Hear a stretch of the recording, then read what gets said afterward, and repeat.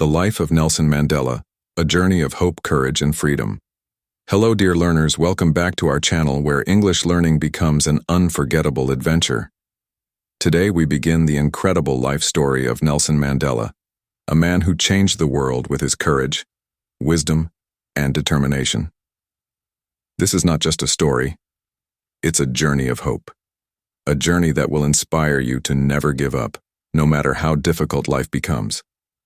As you listen and read along, you will improve your English vocabulary, pronunciation, and listening skills. So get ready. Take a notebook if you want to write new words. And let's dive into the powerful and motivational life story of Nelson Mandela. Early life, a boy from a small village. Nelson Mandela was born on July 18, 1918, in a small quiet village called Mvezo, in the Eastern Cape of South Africa. His birth name was Rolihlahla Mandela. In the Xhosa language, Rolihlahla means pulling the branch of a tree, but many people also say it means troublemaker. Later in life, this name became symbolic, because Mandela was not afraid to cause trouble in order to fight injustice. Mandela was born into the Thembu royal family, a tribe with rich traditions and culture. His father, Gadla Henry Mfakanyiswa, was a respected chief and advisor to the king. His mother, Nokafi Nosekeni, was a devout Christian who taught him values of kindness, humility, and faith. Although his family was respected, they were not wealthy. Mandela grew up in a small hut made of mud and straw. There was no electricity, no running water, and no modern luxuries. Yet he lived a joyful childhood.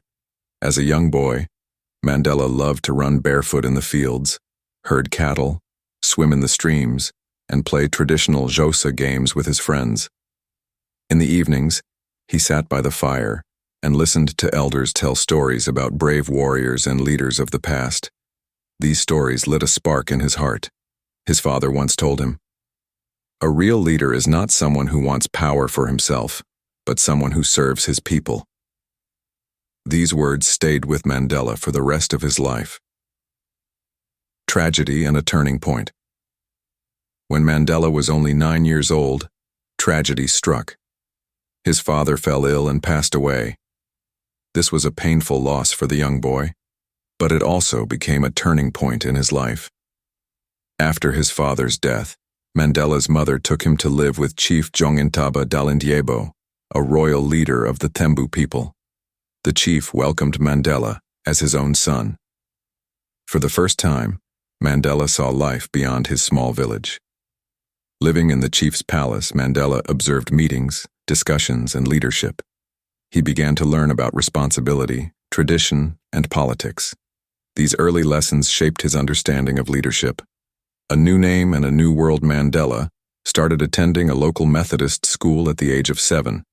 His teacher, Miss Medingane, gave him a new name, Nelson. This was common in those days, because African children were often given English names in school. Although Mandela did not understand why he needed a new name, he accepted it. More importantly, he began to fall in love with learning. He studied hard and became a curious student. He enjoyed English literature, history, and geography, especially stories about heroes who resisted colonialism. Mandela once said, "Education is the most powerful weapon which you can use to change the world." This belief became the guiding light of his life. Growing awareness of injustice. As Mandela grew older, he began to notice the deep injustice around him. South Africa was ruled by a cruel system called apartheid. Apartheid was a law that separated black and white people in every part of life. Black South Africans were not allowed to vote in elections, own land in white areas, use the same schools, hospitals, or buses as white people, live in the same neighborhoods as whites. Mandela could see how unfair this was. He